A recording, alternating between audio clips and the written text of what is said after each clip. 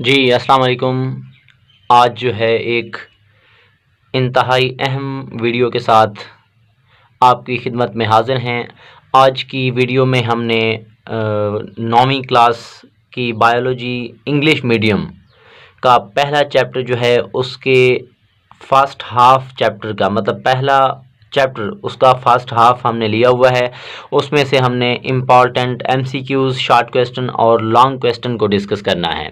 तो सबसे पहले हमने मारूज़ी की बात करनी है। तो सबसे पहली मारूज़ी जो है हमारे पास वो ये है कि the study of fossils is called, कि हमारे पास जो फॉसिल्स होते हैं उनका मुतालिया जो है हम बायोलॉजी की किस ब्रांच में करते हैं। तो 4 ऑप्शन दिए गए हैं। पहला है इम्यूनोलॉजी, दूसरा है फार्माकोलॉजी, तीसरा है पैलियोंटोलॉजी और चौथा है मतलब ऑल ऑप्शन। अब अगर हम सबसे पहले इम्यूनोलॉजी की बात करें तो इम्यूनोलॉजी में हम जानदारों के मुदाफ़ती निज़ाम मतलब इम्यून सिस्टम का मुताला करते हैं। इसी वजह से ये ऑप्शन ठीक नहीं है। दूसरे ऑप्शन की बात करें तो दूसरा ऑप्शन है फार्माकोलॉजी। अब फार्माकोलॉजी जो है वो फार्मेसी से है। इसमें हम जो है अद्वियात साजी का मुताला करते हैं, तो ये भी जवाब ठीक नहीं है। और सी ऑप्शन में जो है पैलियोंटोलॉजी। अब पैलियोंटोलॉजी ही बायोलॉजी की वो शाख है जिसमें हम फोसिल्स का मुताला करते हैं। मतलब मारूज़ी नंबर 1 जो है या क्वेश्चन नंबर 1 का जो राइट ऑप्शन है वो सी ऑप्शन है, पैलियोंटोलॉजी। इसके बाद अगर हम बात करें दूसरी मारूज़ी है हमारे पास कि जो वर्ल्ड बायोलॉजी है ये किन 2 अल्फाज से माखूज़ है। तो जो लफ्ज़ बायोलॉजी है ये जो है ये कौन से 2 अल्फाज से माखूज़ है। तो आप जानते हैं बुक में लिखा हुआ है कि 2 यूनानी अल्फाज मतलब कि ग्रीक वर्ड से जो है ये हमारे पास लफ्ज़ बायोलॉजी लिया गया है। तो इसका राइट ऑप्शन बी ऑप्शन है। तो तीसरी मारूज़ी की अगर हम बात करें माइक्रोस्कोपिक स्टडी ऑफ टिश्यू। अब टिश्यू का माइक्रोस्कोप की मदद से मुतालिया करना क्या कहलाता है। अब D option cell biology. Cell biology में हम सेल का मुताला करते हैं। फिजियोलॉजी में हम क्या करते हैं, जो जानदार के बॉडी के पार्ट्स हैं उनके अफ़ाल का मुताला करते हैं। मॉर्फोलॉजी में हम जानदारों की बनावट और साख्त को देखते हैं। तो इसका राइट ऑप्शन कौन सा होगा, ए ऑप्शन हिस्टोलॉजी। और हिस्टोलॉजी के अंदर ही हम क्या करते हैं, माइक्रोस्कोप की मदद से टिश्यूज़ का मुताला करते हैं। तो इसका राइट ऑप्शन जो है वो ए ऑप्शन है। इसके बाद अगर हम देखें it deals with the study of insects, के हशरात का मुताला किस में किया जाता है। अब बात करें ज़ूलॉजी की जानवरों का मुताला होता है। बॉटनी में हम पौधों का मुताला करते हैं। सेल बायोलॉजी में हम सेल को देखते हैं। तो हमारे पास जो इसका राइट ऑप्शन होगा वो होगा एंटोमोलॉजी।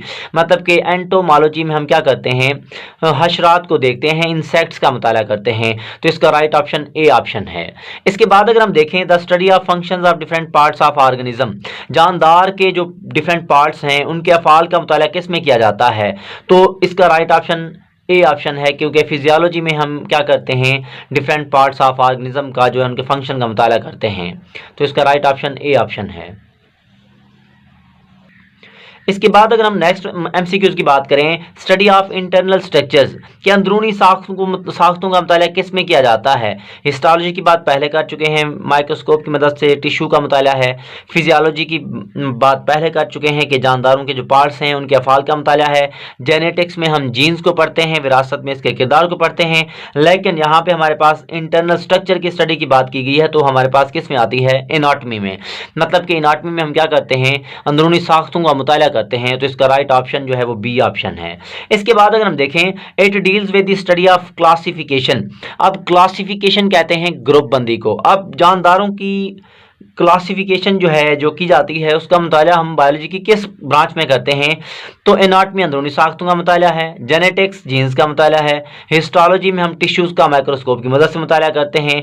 लेकिन टैक्सोनॉमी में ही क्या करते हैं, हम जानदारों की गिरोह बंदी का मुताला करते हैं। इसका राइट ऑप्शन जो है वो क्या है, ए ऑप्शन है। इसके बाद अगर हम देखें कि विच सूरा ऑफ होली कुरान, कुरान मजीद की कौन सी सूरत ने जानदारों की क्लासिफिकेशन के बारे में जो है वेरीफाई किया है। तो आप जहन में रखेंगे कि जो सूरत अल नूर है। अब हम बात करते हैं कि मंदाजिर में से कौन सी सूरत जो है वो क्लासिफिकेशन की वेरिफिकेशन करती है, क्लासिफिकेशन को वेरीफाई करती है। तो आप लाजमी तौर पर ज़हन में रखेंगे कि जो अल नूर सूरत है इसमें अल्लाह ताला ने फरमाया है कि जानदारों की मुश्तरका इब्तिदा और फिर इनमें होने वाली तब्दीलियाँ जो हैं इसके अंदर क्या हुई हैं बयान की गई हैं। मतलब अल नूर सूरत में कुरान मजीद में आता है कि अल्लाह ने हर चीज़ को पानी से पैदा किया। सो बाज़ इनमें से अपने पेट के बल चलते हैं और बाज़ इनमें से 2 पाँव के बल चलते हैं और बाज़ इनमें से 4 पाँव पर चलते हैं। अल्लाह जो चाहे पैदा करता है, बेशक अल्लाह हर चीज़ पर कादिर है। मतलब कि यही सूरत ही क्या करती है, वेरीफाई करती है क्लासिफिकेशन की। इसमें यही कहा गया है कि कुछ जानदार कैसे चलते हैं, कुछ कैसे चलते हैं, उसके बाद इनको किस चीज़ से बनाया गया है। तो इसी वजह से इसका राइट ऑप्शन जो है वो बी ऑप्शन है। अगर हम नेक्स्ट मारूजी की बात करें कि the career relate with gardening, के जो बागबानी है उससे कौन सा शोबा जो है वो रिलेट करता है, तो आप लाजमी तौर पर जहन में रखेंगे मेडिसन के अंदर हम अद्वियात वगैरह का मतलब मुताला करते हैं, उसके बाद इलाज वगैरह को देखते हैं। हॉर्टिकल्चर का ताल्लुक ही किस चीज़ से होता है, बागबानी से होता है। तो फार्मिंग में हम मुख्तलिफ फार्म्स वगैरह बनाते हैं, जैसे कि पोल्ट्री फार्म हो गया, उसके बाद मछली फार्म हो गया। तो ये जवाब गलत होगा, मेडिसन भी गलत होगा। फॉरेस्ट्री में जंगलात साजी को पढ़ते हैं, लेकिन हॉर्टिकल्चर का ताल्लुक किस चीज़ से होता है, बागबानी से होता है। इसी वजह से इसका राइट ऑप्शन क्या है, बी ऑप्शन है। अब माइक्रो ऑर्गेनिज्म जो इंसुलिन की तैयारी में इस्तेमाल होता है, तो ये मारूजी जो है दरअसल बायोटेक्नोलॉजी में से है। अब बैक्टीरिया जो है एक ऐसा जानदार है जिसके अंदर प्लाज्मिड पाया जाता है और प्लाज्मिड की मदद से हम क्या करते हैं कि पैंक्रियाज से इंसुलिन वाला जीन लेते हैं, उसी की मदद से फिर हम क्या करते हैं इंसुलिन की तैयारी करवाते हैं बैक्टीरिया की मदद से। तो इस वजह से इसका राइट ऑप्शन जो है वो कौन सा है, डी ऑप्शन है। इसके बाद अगर हम बात करें कि ब्रीडिंग ऑफ काऊ के जो गाय है, गाय की नस्ल कशी किस में करवाई जाती है, तो आप लाजमी तौर पर ध्यान में रखेंगे कि ये जो एनिमल हस्बेंड्री है, एनिमल हस्बेंड्री के अंदर ही हम क्या करते हैं जानवरों की नस्ल कशी करवाते हैं। इसी वजह से गाय की नस्ल कशी भी किस में करवाई जाएगी, एनिमल हस्बेंड्री में। इसके बाद kidney transplantation is example of, मतलब कि गुर्दे की जो ट्रांसप्लांट है, गुर्दे की जो तब्दीली है, और सेहतमंद गुर्दा जो है उस जगह पर लगा दिया जाता है जहां पर ख़राब गुर्दा होता है। तो उसमें हम किस चीज़ मतलब इसका ताल्लुक किस चीज़ से है, सर्जरी से। तो सर्जरी में ही हम क्या करते हैं, गुर्दों वगैरह या लिवर वगैरह की क्या करते हैं, इनकी ट्रांसप्लांटेशन करते हैं। नेक्स्ट मारूजी की बात करें कि जाबिर बिन हयान कहाँ पैदा हुए, तो जाबिर बिन हयान इराक में पैदा हुए थे। उन्होंने ईरान में तिब की प्रैक्टिस की थी। तो इसका राइट ऑप्शन जो है वो बी ऑप्शन है। अब अल कानून फी तिब, मतलब कि अल कानून फी तिब ये किताब है, इसको लिखने वाले का नाम क्या है, बू अली सीना। तो बू अली सीना ही ने ही क्या किया था, अल कानून फी तिब को लिखा था। तो इसका राइट ऑप्शन जो है वो डी ऑप्शन है। इसके बाद अल नबातात जो है इसका ताल्लुक किस साइंसदान से है, मतलब कि वो मुसलमान साइंसदान कौन सा था जिसने अल नबातात किताब को लिखा था।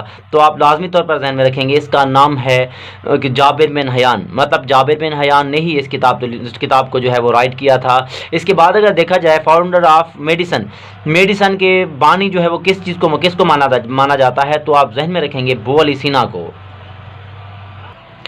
अब नेक्स्ट मारूजी की बात करते हैं कि वो पहला मुसलमान साइंसदान कौन है जिसने एनिमल्स का डिटेल से मुताला किया, जानवरों का। तो आप जहन में रखेंगे अब्दुल मालिक अस्मा ने ही क्या किया था, जानवरों का जो है तफसील से मुताला किया था। तो अल इब्ल एक किताब का नाम है, इसको किसने लिखा था, तो आप जहन में रखेंगे अब्दुल मालिक अस्मा ने ही इस किताब को लिखा था। तो ये इसके क्या हैं, राइटर हैं। तो इसके बाद हमारे पास MCQs थे तो वो मैंने बता दिए। तो इसके बाद हम बात करते हैं सारे के सारे इंपॉर्टेंट शॉर्ट क्वेश्चन जो हैं जो बोर्ड में आ सकते हैं एज आ सैम्पल जो है मैं आपके सामने पेश कर रहा हूँ। तो आप जहन में रखेंगे कि इसी तरह से ही शॉर्ट क्वेश्चन बनते हैं।